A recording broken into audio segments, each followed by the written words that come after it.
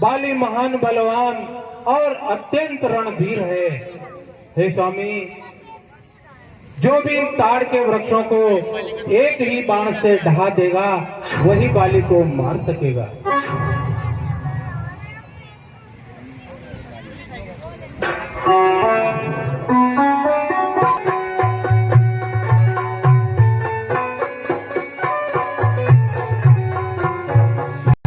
अब तुम जाकर बाली को युद्ध के लिए ललकारो। जो आज्ञा प्रभु, ऐसा ही करूंगा।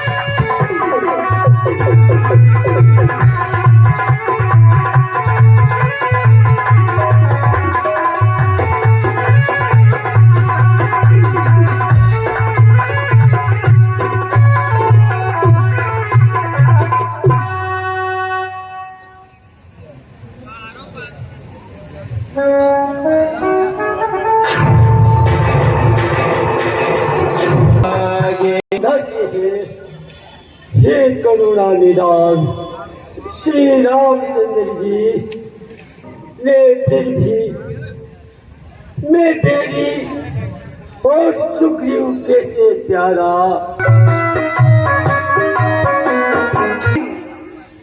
पुत्र की स्त्री और कन्या ये चारों समान होती हैं।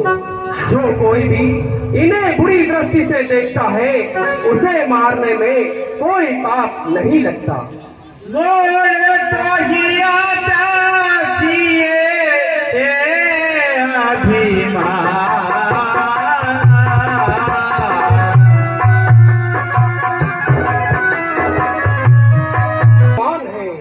अरे तुमने तो अपनी स्त्री की सीख पर भी ध्यान नहीं दिया।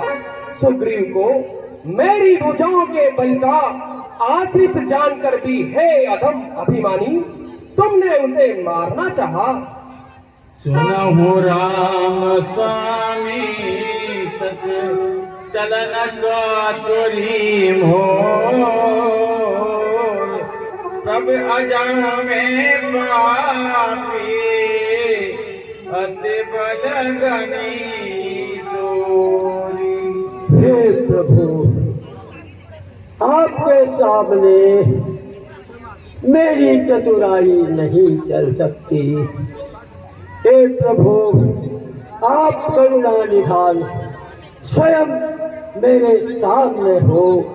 मैं अंत समय में आपको सामने देखकर भी पापी ही रहा। हे करुणा निधान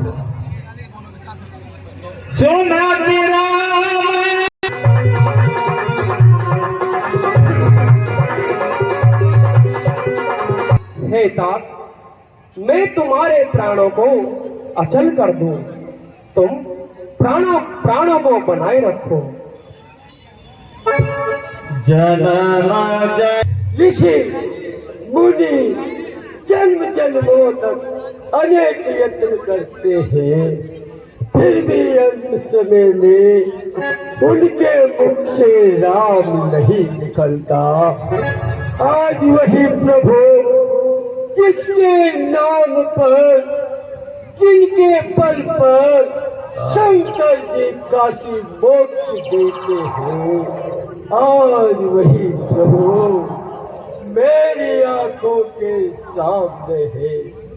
हे दीन बंधु क्या ऐसा अवसर मुझको फिर कभी मिलेगा? अब आप मुझ पर इतनी दया कीजिए कि मैं अपने कर्मवश जिस योनि में जन्म लूं वही आपके चरणों का दास। हे प्रभु आप मुझ पर दया कीजिए और मेरे बाली पुत्र अंगद को अपना दास बना लीजिए। ये बल में मेरे ही समान बल चाहते हैं, हम आपके धाम जाना चाहते हैं। राम चरण काल जीव कंठ थे गिरत हो जाना।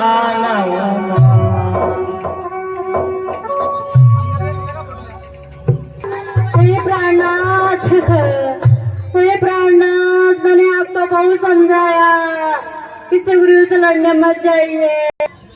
हे तारा, ये शरीर तो 5 तत्वों का बना है जो प्रत्यक्ष में तुम्हारे सामने सोया है, फिर तुम किसके लिए रो रही हो?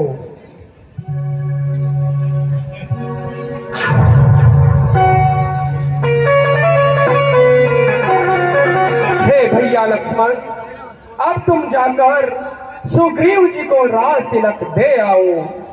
पिताजी के वचनों के कारण